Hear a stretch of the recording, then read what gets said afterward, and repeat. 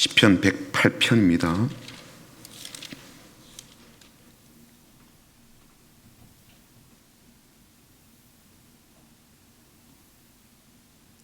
(1절부터) 13절까지 보겠습니다. 시편 108편 1절부터 13절까지 우리 같이 읽어보겠습니다.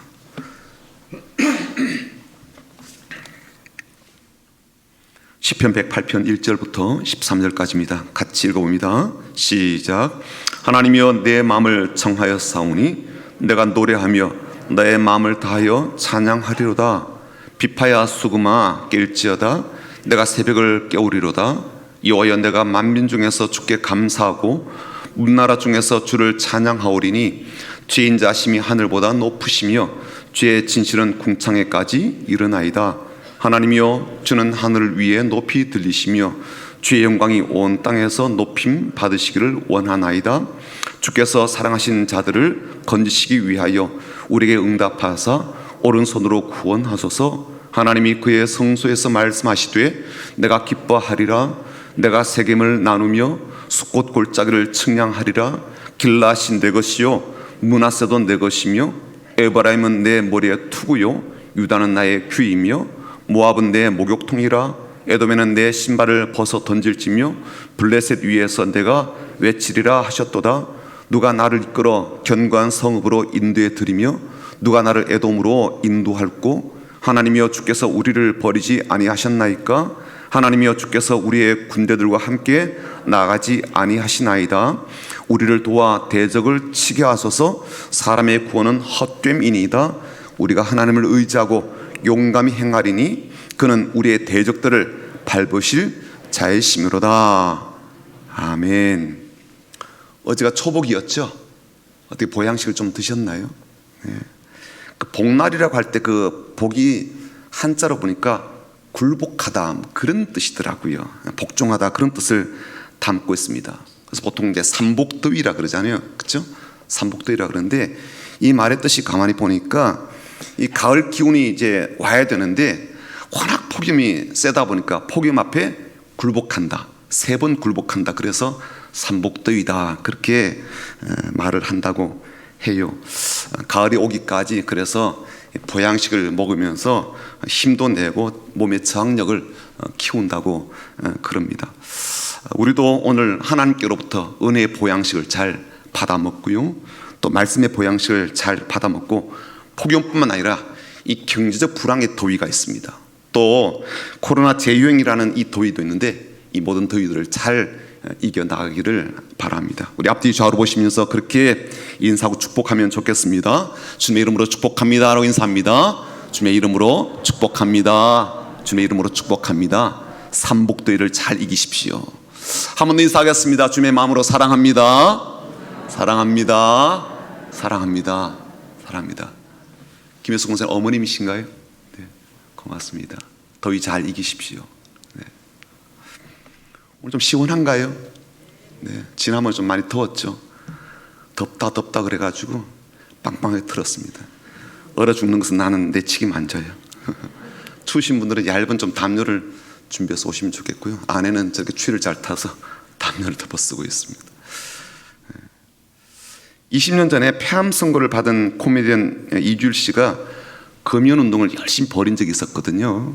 그로부터 20년이 지난 올해 이 보건복지부에서는요, 금연 광고 20주년을 맞이해서 2002년에 금연운동의 모델이 되었던 이 코미디언 이주일 씨의 그 모습을요 AI로 다시 재현을 했어요. 그래서 지금 이주일 씨가 작고한 지 20년이 지났지만 다시 광고에 등장하고 있습니다. 20년 그때 그렇게 금연운동을 하는 이주일 씨를 보면서요, 너무 늦었다라고 말하는 사람이 있었습니다. 폐암 선고를 받은 뒤에 운동을 하고 캠페인을 벌인다고 해서 폐암이 낫겠냐, 오히려 한 번이라도 더 치료를 받는 게 더 좋지 않냐, 암세포로 죽어가는 자신의 육체를 살리고 생명을 연장하는 길은 좀 더 치료에 집중하는 것 아니겠냐, 그렇게 생각하는 사람이 있었거든요. 그런데요, 이주일 씨의 그 결심, 이제는 뭐 절대로 담배 안 피우겠다라는 그 결심, 그리고 다른 사람에게도 이 사실을 알려야 되겠다라는 이 결심이 나중에요 범시민 운동으로 막 그렇게 확산이 되었거든요. 그래서 상당수 금연하는 사람들이 늘어났다라고 그렇게 소식을 들었습니다. 한 개인의 결심이에요.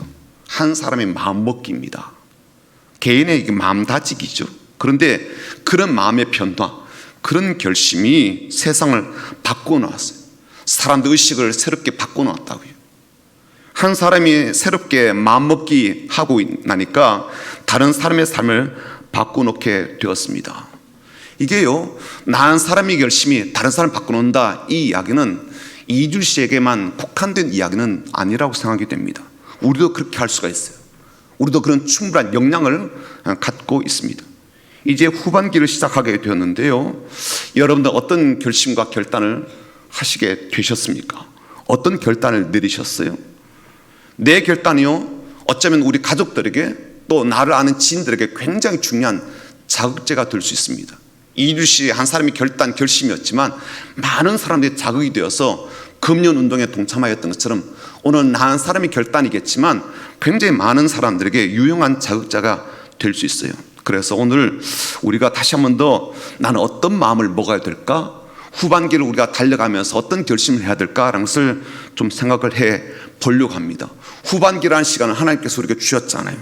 이 시간 동안, 이 좋은 날 동안 우리가 마음 쏟아서 해야 될 일이 뭘까라는 것을 오늘 생각을 해보려고 하는데, 특별히 오늘 본문 말씀인 다윗의 고백, 다윗의 찬양, 다윗의 기도를 통해서 우리 어떠한 확고한 마음가짐이 필요한지를 한번 생각을 해 보려고 합니다. 두 가지를 좀 결심을 했으면 좋겠어요. 한 가지는 뭐냐면 나는 하나님 앞에 예배하는 자로 살겠다라는 결심이 있으면 좋겠어요. 예배하는 자로 서겠다라는 결단을 내렸으면 좋겠습니다. 그동안 코로나 때문에요, 현장에 나와서 예배하는 게 참 어려웠지만 이제는 다 풀렸습니다. 그럼에도 불구하고 여전히 예배가 소홀히 되고 있고 열심을 내지 못하고 있다면 다시 한 번 더 내가 하나님 앞에 예배자로 살겠다는 결심이 우리 가운데 필요하다는 거예요. 가끔 신방을 하다 보면 이런 분들이 있어요. 하나님만 믿으면 됐지 막 주일 교회 오라 마라 예배 드리라 마라 좀 그러지 않았으면 좋겠다, 그렇게 말을 하는 분이 가끔 있기도 합니다. 내가 알아서 할 테니까 나 하나님 믿고 있으니까 목사님 신경 안 쓰셔도 돼요, 그렇게 이야기하거든요. 그러나 곰곰이 생각해 보면요, 그런 분들에게는요 믿음과 예배가 좀 다르다고 그렇게 생각하는 것은 아닌가, 그런 염려가 되기도 해요. 사실 우리가 믿음으로 구원받았죠. 그러나 다른 한편으로 믿음을 가졌다고 하는 사람이 예배하지 않는다면 그가 가진 그 믿음은요, 믿음의 대상이 없는 자기 확신일 가능성도 적지 않다고요. 예배는 분명 믿음을 전제로 하고 있고 하나님 믿는다고 하는 것은 그분을 향한 예배로 나가는 게 당연함에도 불구하고 어떤 사람들은 하나님 믿는다고 하면서도 예배하는 일에는 게을리하거나 소홀히하는 부분이 있거든요. 그래서 어떤 분들에게는 믿음과 예배가 별개로 여겨지겠구나, 그런 생각이 드는 거예요. 어떻게 믿음과 예배가 별개일 수가 있습니까? 그러나 우리 가운데는요 이제 믿음과 예배를 분리시켜서 이해하고 행동하는 것이 점차적으로 확산되고 있습니다. 오늘 본문에 다윗이 뭐라고 말해요? 1절 보니까 하나님이여 내 마음을 정하여 싸우니 내가 노래하며 나의 마음을 다하여 찬양하리로다.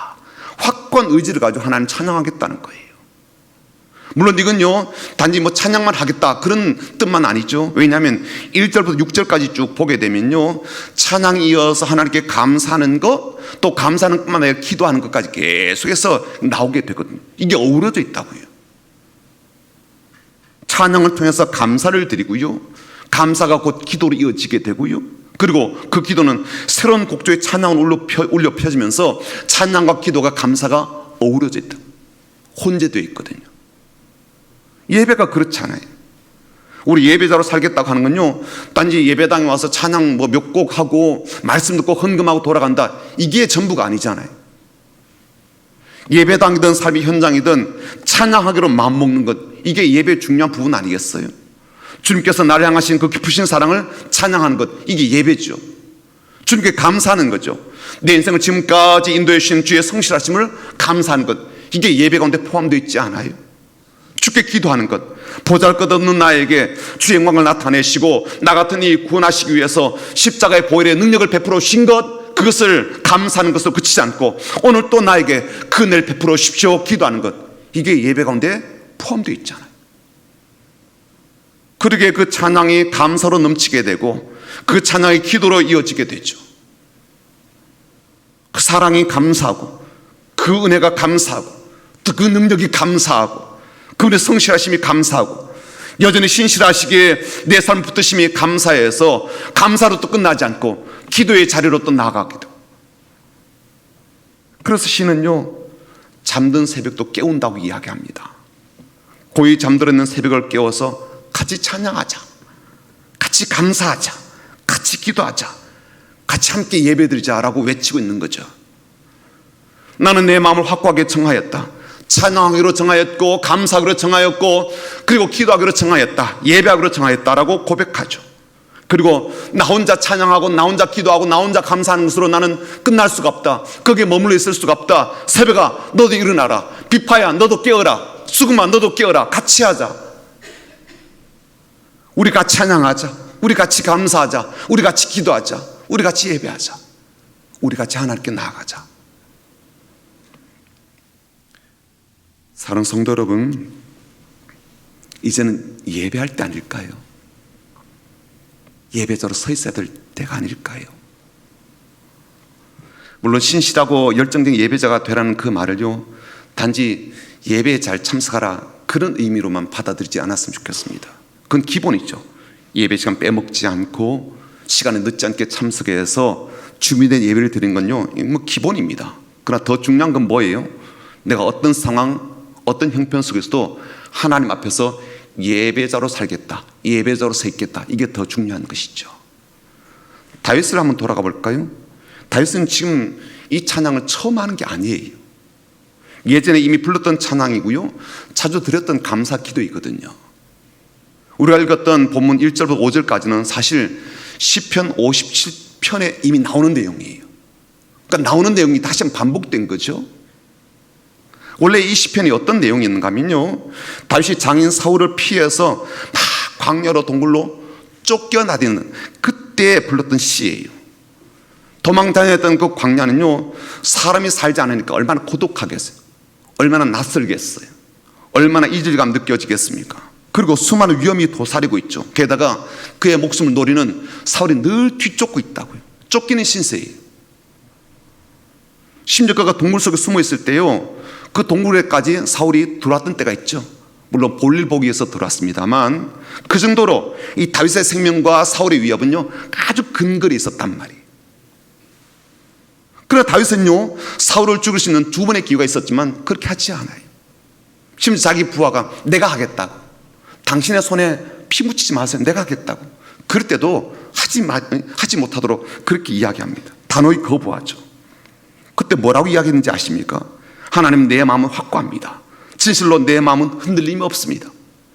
내가 가락에 맞추어서 노래를 부르겠습니다. 주님, 내가 만민 가운데서 감사를 드리며 문나라 가운데서 노래를 불러 주님을 찬양하렵니다. 주님의 한결같으신 그 사랑 너무 높아서 하늘에 이르고 주의 신실하심은 구름에까지 닿습니다. 그렇게 고백했다고요. 내가 비록 쫓기고 있고 사울에 의해서 사냥감 같은 그런 신세에 놓여져 있어서 단 하루도 편히 쉴 수가 없지만 그럼에도 불구하고 나는 하나님 앞에서 예배자로 남아있겠습니다. 그런 고백이었거든요. 그런 다짐이었다고요. 나는 그런 위기에서도 하나님을 선택합니다라는 그런 고백이었습니다. 다 잃어버렸어요. 도망다니는 사람이 가진 게 뭐가 있겠어요? 돈 있으면 쓸 수가 있어요? 도망다니고 있는데 못 쓴다고. 돈 쓰다가 발각 나잖아요. 항상 목숨의 그 위협을 느끼고 있고 쫓겨다니는 절박한 시간 속에서 지나야 되었습니다. 그런데도 나 하나님만 예배하겠다고 그렇게 결단 내렸습니다. 결심하였다고. 위기 속에서 찬양하기로 마음먹었고요, 그렇게 삶에 지칠 때에도, 쫓기다 보면 얼마나 지치겠어요. 여러분도 그랬잖아요. 일에 쫓기고 시간에 쫓길 때 얼마나 지칩니까? 다윗은 더했다고요. 그런데도 불구하고 하나님의 사랑과 신실함을 내가 감사하겠다고 결심하고 또 결심하고 또 결심했어요. 오늘 우리가 예배자로 살겠다고 마음을 정한 것은 이처럼 삶이 어려울 때도, 인생의 가장 큰 위기를 만났을 때도 주님께 예배하는 것을 포기하지 않겠다는 것을 확고히 하는 것입니다. 자, 그런데요, 우리 한 가지 놓치지 말아야 될 사실은 뭐냐면, 왜 다윗이 지금에 와서 이 고백을 하는가라는 거예요. 이제 그는 예전과 같은 그런 어려움을 겪고 있는 건 아니거든요. 상황은 다 끝났어요. 이젠 왕궁에서 편히 잘 쉬고 있는, 그래서 모든 것이 잘 돌아가고 있는 그런 형편이었거든요. 그런데 왜 또다시 이 찬송 시를 되뇌이고 있는가라는 거예요. 본인이 지금 어려운 상황 속에 있다면 이 고백을요, 아이고 얼마나 어려우면 그렇고, 그래 지금 괜찮단 말이에요. 평안하다고요. 왕궁에서 잘 쉬고 있어요. 근데 왜 그 찬송을 다시 꺼내고 있는가라는 거예요. 저는 바로 이것이 다윗의 위대한 점이라고 생각되는 거예요. 다윗을 정말 위대한 예배자로 생각할 수밖에 없도록 만드는 부분이라고 여겨집니다. 위기 속에서 사람들 기도할 수 있죠. 어려움 속에서 구해달라고 예배할 수가 있죠. 고난 속에서 날마다 그분 앞에서 예배자로 서 있을 수 있죠. 오히려 하나님 붙잡지 않으면 안 되는 삶의 상황 속에서는 누구나 예배자로 나갈 수가 있습니다. 기도자로 하나님의 도심을 간절히 구하는 그러한 자로 서 있게 됩니다. 내가 할 수가 없으니까, 내가 풀어낼 수가 없으니까, 내가 피할 수가 없으니까, 스스로 탈출구를 열지 못하니까 자연스럽게 엎드리게 되고 무릎 꿇게 되고 하나님 도와달라고 간구하게 되죠. 그러나 그 모든 어려움이 사라진 뒤에 정말 평안할 때도, 삶이 넉넉하고 풍요로울 때도, 속된 말로 이제는 하나님 찾지 않아도 아쉬울 것이 없는 그러한 때도 예배자로 설 수 있겠는가라는 거예요. 근데 다윗이 그렇게 하고 있더라고요. 아쉬울 게 없거든. 지금은 평안해요.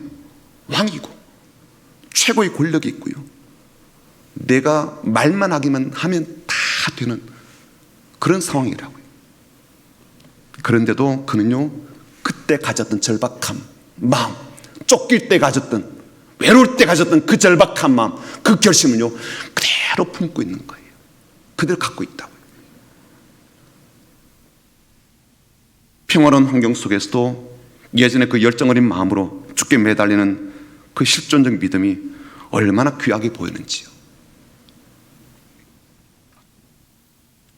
다윗은 사울에게 쫓겨서 사막에서 동굴에서 숨어 지낼 때도요, 내가 이 어려운 중에서도 주님께 예배하겠습니다라고 결심했어요.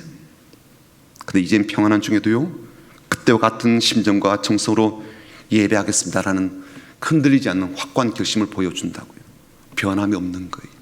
상황이 어떠하건, 좋아지든 나빠지든.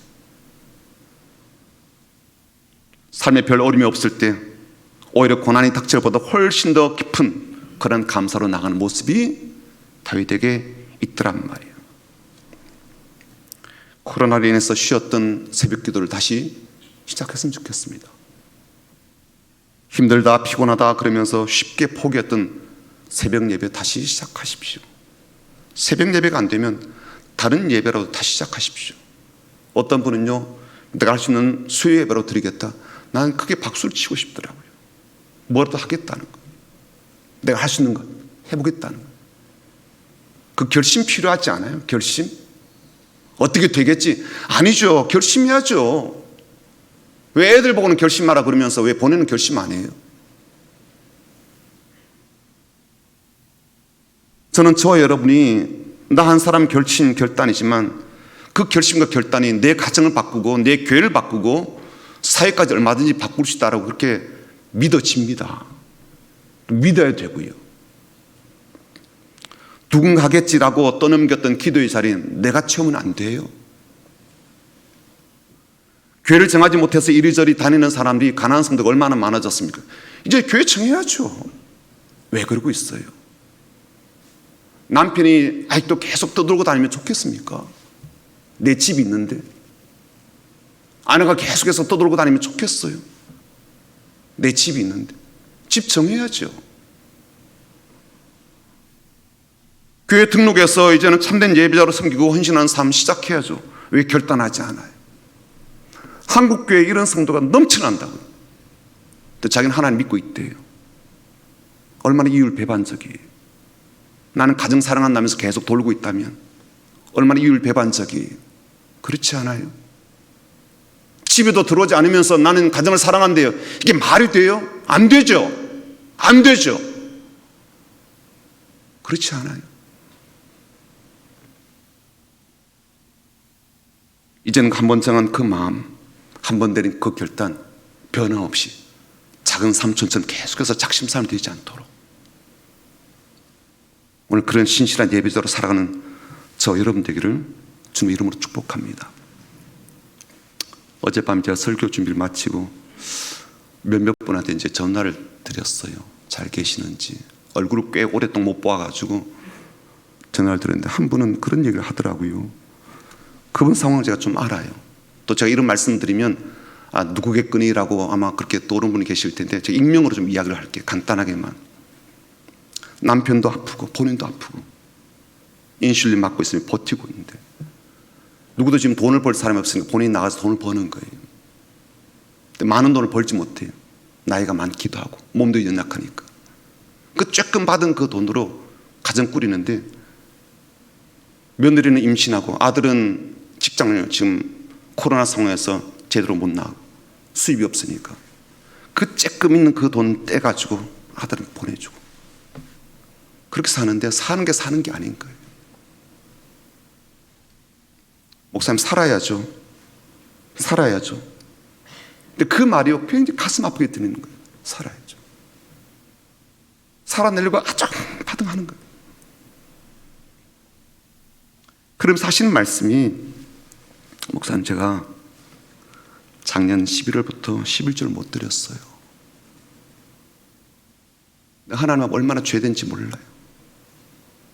얼마나 죄송한지 몰라요. 그러면서 펑펑 우는데요. 내가 못 견디겠어요. 내가 전화를 붙잡고 본인도 막 울음이 터지는데 이걸 감당이 못하니까 목사님 전화 끊을게요. 목사님 전화 끊을게요. 그 전화 끊었어요. 절박하죠. 해답도 없고 답도 없고 살기는 살아야 되겠고 살아도 내일이 보장이 되어 있지 않고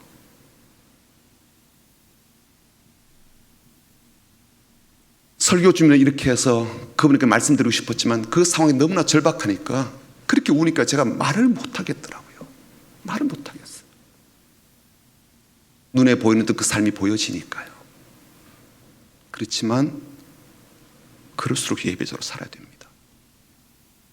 그래야 돌파할 수가 있거든요. 이미 알잖아요. 내가 답이 없다는 거. 답이 없으니까 이렇게 울잖아요. 답이 없으니까. 내 삶이 너무 폭폭하니까. 뭘로 극복하고 뭘로 이겨내겠습니까? 뭘로 살아내겠어요?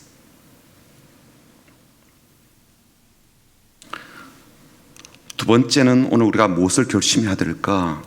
하나님께서 하시는 말씀을 듣기로 결심하는 거예요. 여러분 우리가 알아야 할 게 있습니다. 믿음은 분명 들으면서 시작하고요. 들으면서 열매를 맺기는 하는데 그냥 듣는다고 자동적으로 성숙해지는 건 아니에요.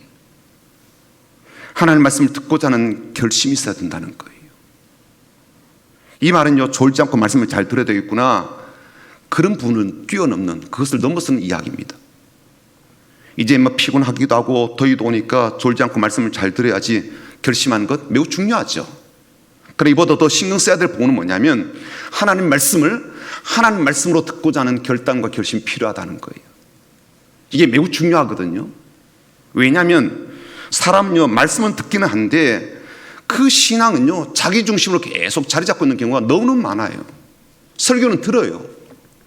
영상으로도 듣고요 보고요. 그런데요 자기 중심의 삶을 바꾸진 않아요. 이게 문제인 거죠. 내가 듣고 내가 이해하고 내가 받아들일 것만 받아들이는 요게 딱 머물러 있다고요. 하나님 말씀이 나 중심의 이야기로 재석되어 가지고요 딱 거기에 머물러 있는 거예요. 내 가치관하고 맞지 않으면요 말씀이라도 제쳐두는 거예요. 이런 일들이 수도 없이 벌어지는 겁니다. 근데 오늘 본문 보게 되면 놀라게 되는 것이 다윗의 찬양이 바뀌어지거든요. 어떻게 바뀌어지는가 하면 내가라는 주어에서요 하나님이라는 주어로 이게 주어가 바뀌게 돼요. 시편 전반문이 이렇습니다. 내가라는 단어로 연결되어 있어요. 내 마음을 정했습니다. 내가 노래합니다. 내가 마음을 다하여 찬양합니다. 내가 새벽을 깨웁니다. 내가 만민 중에 감사합니다. 내가라는 말이 나의라는 말이요 무려 9번 나와요.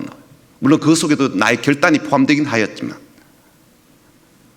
후반부로 내가 들어가면요 내가라는 말이 나오긴 하더라도 이게 다 하나님을 의미하는 단어로 다 돼 있다고요.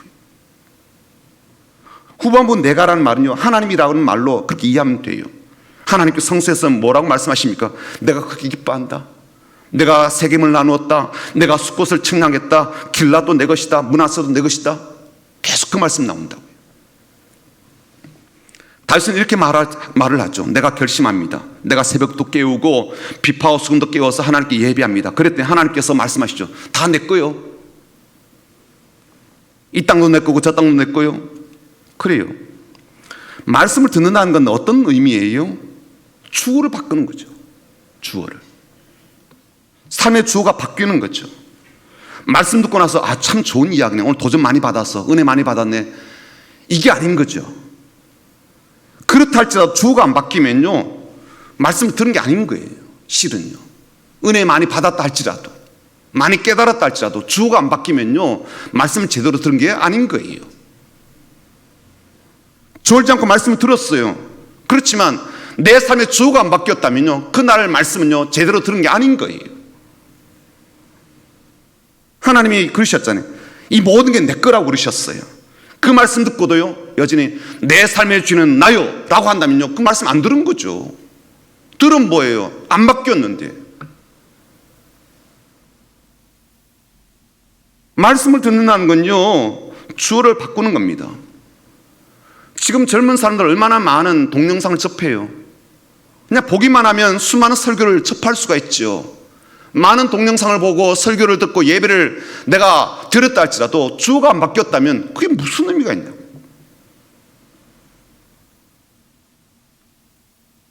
저는 이 자리에 와 있는 저와 여러분이 하나님 말씀을 잘 듣고 주어가 바뀐 그러한 삶이 되기를 주님의 이름으로 축복합니다. 그리고 우리도 다윗처럼요, 삶의 주어가 바뀌도록 결심이 필요해요. 이건요, 결심 필요하다고요. 열쇠 넘겨줘야 되잖아요. 그렇죠? 주도권 넘겨드려야 된단 말이에요. 결심해야죠. 통장 넘겨줄 때 결심 없어요? 결심해야죠. 하나님 중심으로 살기로 결단해야 되는 거죠. 삶이 피곤하고 힘들어도 위기 속에서도요, 내가 봉사하기로 결심한다. 결심 필요하거든요. 하나님 중심으로 살겠다. 결심 필요하거든요.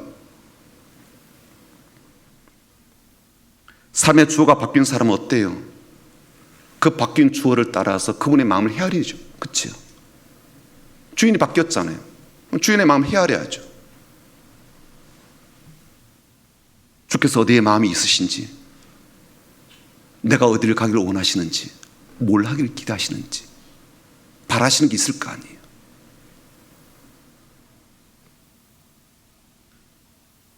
이 주어가 바뀐 삶은요, 교회 안에서만 아니에요. 세상 안에서 삶의 현장에서도 하나님의 음성과 말씀을 듣는 것이 필요합니다. 이게 이어져야 되는 거죠.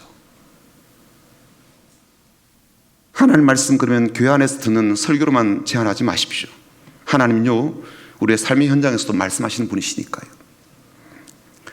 시편 108편은 재밌게도요, 시편 57편과 시편 60편을 같이 모아서 짬뽕한 거예요. 두 개의 시편을 모아가지고 한 편을 만들었다고요. 6절부터 마지막 구절까지 나오는 내용은요, 시편 60편의 몇 구절을 인용한 내용입니다. 시편 60편의 내용은 어떤 거냐면 이런 거예요. 다윗이 아람 군대와 그리고 에돔 군대를 상대로 힘겨운 싸움을 벌일 때였어요. 전쟁을 앞둔 상황에서 이제 전쟁에서 출병을 하게 되잖아요. 얼마나 마음이 불안하겠어요. 저쪽은 뭐 연합군인데 마음이 얼마나 급박하겠어요. 불안하기도 하고 답답한 부분도 있을 거예요.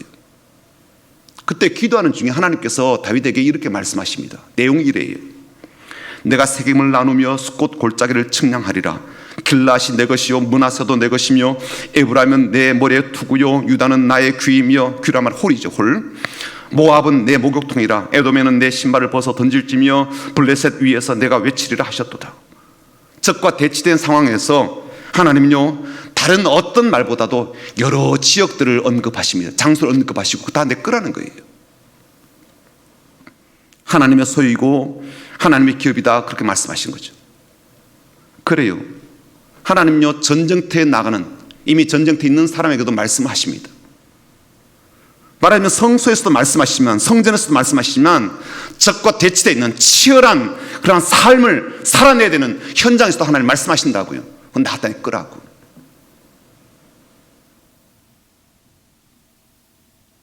오늘도 우리에게 그렇게 말씀하시지 않아요? 우리가 서 있는 그 자리, 내 거야. 우리가 일한 현장, 그곳에 내가 머물러 있지. 우리가 자리 잡고 있는 그 공간, 하나님이 계신 자리라는 거예요. 세상 어디에서도 하나님이 계시지 않은 곳이 없고요. 우리가 살아가는 현장, 우리가 호흡하는 삶의 터전마다 하나님께서 다 머물러 계신 자리입니다. 그러므로 우리가 살아가는 삶의 현장에서도 하나님 말씀 듣기를 결심하자는 거예요. 교회에서 당연히 듣기로 결심해야죠. 나가서 그래요.